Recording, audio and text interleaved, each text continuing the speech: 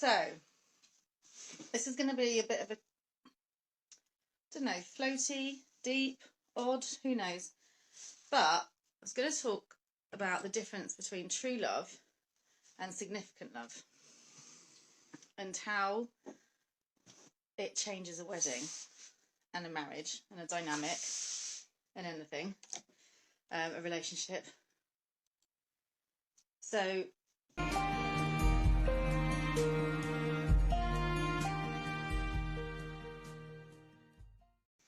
true love and significant love. It's a tricky one. And I think probably one grows into the other. Because significant love, and people do it even sort of flippantly, they will say, oh, you must introduce me to your significant other. Oh, bloody dog. And it's, you will always find significance in somebody else because it's nice to feel wanted. It's nice to feel needed. Sorry, I keep moving. It's nice to feel significant. It's nice to be significant in someone's life. What comes through a marriage is that you change from being your significant other or your other's significant other to just true love. Warts and all, good times, bad times. Well, it's what all the vows are, isn't it? Sickness and health, good times, bad times, richness, poorness, all that jazz. And that you love the whole self. And you kind of don't know your whole self. That's a life journey. We're going down there. But I guess the reason I'm talking about this is there's quite a few trends on the old gram of do the thing. And they're like, I can't do the thing. Just do the thing. Just do it. If you are waiting to get married when you can afford it, do you know what I mean? The prices aren't going to get any cheaper. So just do it. Do the thing. If you're waiting to get married till you're absolutely certain, just do the thing. Because you just don't know what... I've done kids' bath time. My hair's slightly damp, sorry. You just don't know when... You don't know what... We absolutely don't know what the world's going to throw at us, right? So you don't know what the relationship's going to bring. You don't know what that external stress is going to bring to the dynamic of the relationship. So you're never going to find absolute certainty. I mean, as humans, we crave certainty. We like to know that there is some kind of structure, but we also crave variety and connection and, you know, that little bit of an adrenaline rush. And if everything is always certain all of the time, we get bored and then people kick back and then they just cause trouble for the sake of a little bit of drama. So if we're kind of coming up to that proposal season where you meet the family or you're in a situation where people will decide that tact is no longer needed and they will be like, so when you get married, or when are you going to ask, or got yourself a dress yet? Or when's the baby? Because you've been married 5 seconds, or you've just met somebody and they're like, oh, yeah, children. You're like, hang on a minute, let's just, maybe move in together. People are always going to ask about the next stage. And so if you're waiting for people to stop asking, it's not going to happen because they'll just start asking about the next thing. So if you're not going to get married, they'll be asking about children. If you're not having children, they'll be asking where you're living. If they're not, hi Roz, if they're not asking where you're living, they're going to ask, what your future plans are. You're never going to satisfy everybody. So finding out actually what makes you tick and what excites you, what gets you a little bit nervous because actually you care about it, that's enough. That's enough. Just do the thing. If you're thinking, oh, I really want to marry her, but she might say no. Yeah, she might say no. But is she really going to say no? And if you know she's going to say no, then you probably wouldn't ask in the first place. Because if you're listening to your intuition and if you're listening to those, heckles on your back and you genuinely doubt somewhere in your mind that she might say no, you're probably not going to ask. So most people ask pretty sure they're going to say yes. But actually putting yourself on the line to ask is nerve-wracking. And you do open yourself up to a no. But this is where I think I love Brene Brown. Anyone that's heard of Brene Brown? She does a talk on vulnerability, and I think it's so spot on. I think there's a difference between being vulnerable and then the flip side of having courage and being brave, because they are two different things. I think people can be just blindly brave, like, sod it, let's go for it, that kind of gutsy brave. But I think courage has that vulnerability. It does take courage to say, will you marry me? It does take courage to put yourself on the line, whether it's yourself as a pride and thinking, oh God, this could be so embarrassing. But if it's true love, I know that sounds cheesy, you won't really care if you look silly, because you'll just know you've done your best. And if you're sitting in your vulnerability and you know you've done your best, you will find the courage, because you're not going to be, you just kind of, you want to try your best. And so if asking is you trying your best, you will ask and you'll put yourself on the line, and the person receiving it will think, crumbs, that was brave. And then they'll feel really flattered and honoured and pleased that you've done it. It's this horrible fly, can you see it? So I guess it's,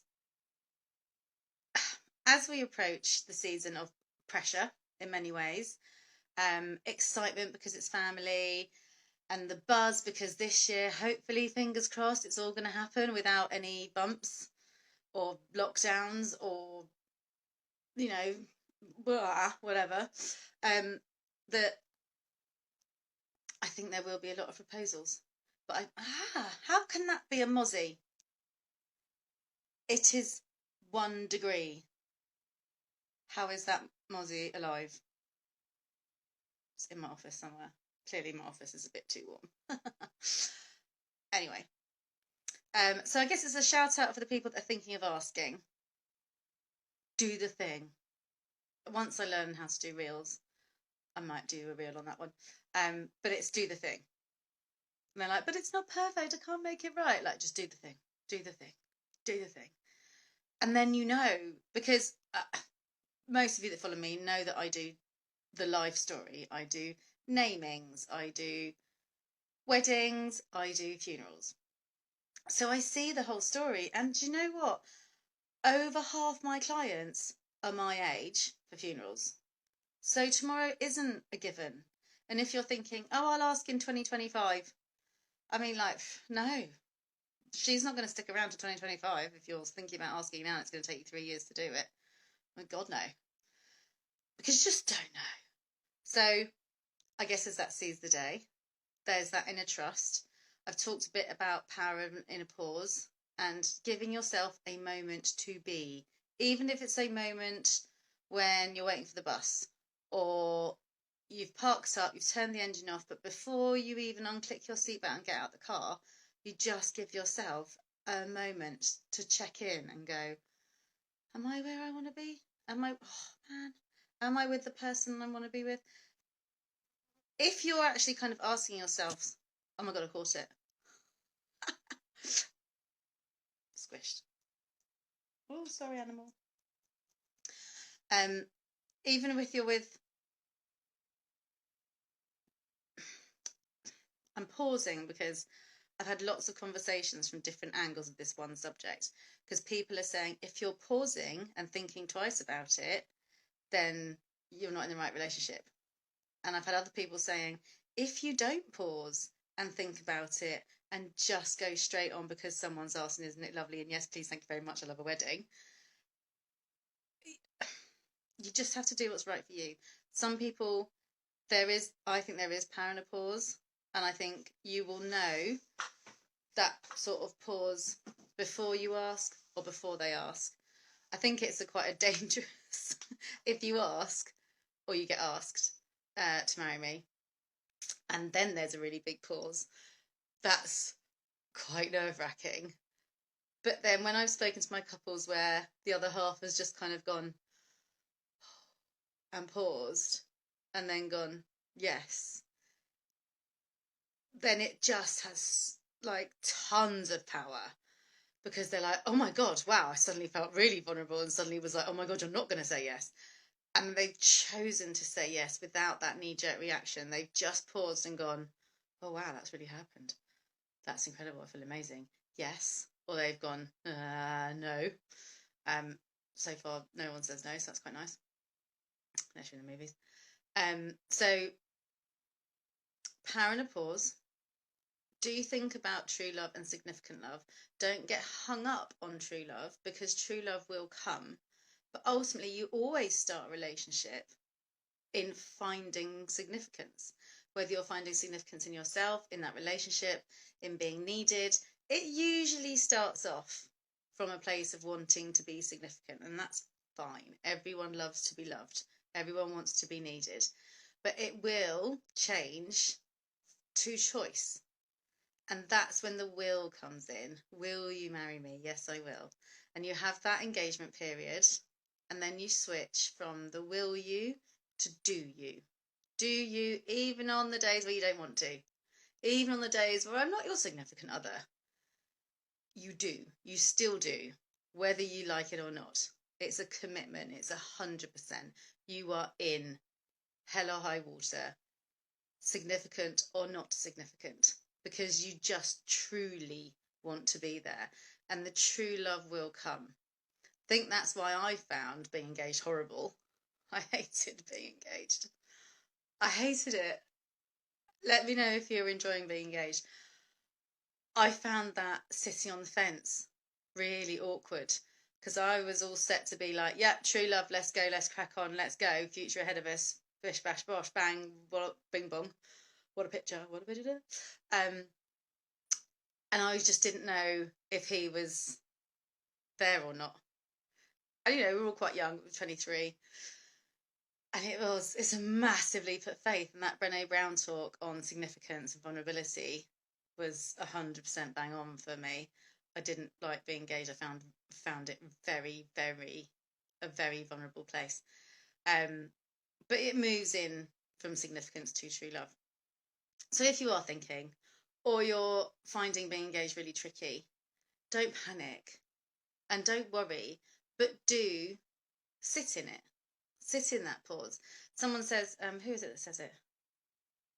I can't remember her name. But she says you have to feel it to heal it. So if you are feeling vulnerable or courageous or significant or not significant, talk about it. Talk about it. And that all comes in as part of your engagement process, part of the wedding writing process, and then come through in the scripts, because it is a journey. From like booking me, this year actually I haven't had any, but last year and the year before I had about 3 both years of being like booked, as in penciled in, before the question had been asked. So before the proposal had happened, the grooms, actually it's always the grooms, had message and said, look, we're going to want you on board. I think that you're a blue job, because they split it into blue job, pink job, those particular clients. I think you're going to be a blue job for me. Yada, yada, yada, yada. But can I just have a couple of pointers? Where are we at? So I would just kind of talk them through that journey, and how with the script writing and the year in the planning, or the year and a half in the planning, that journey comes through, and you move through from significant love to true love. And by the time you get to your wedding, it's all reflected in the script, and it's all hunky-dory and lovely and lovely. And you go from being vulnerable to courageous. And it's a wonderful thing. So don't worry about worrying. If you worry, it's because you care. Lots of love to everyone. Hope you're well. Enjoying the -1. Take care. Lots of love. Bye.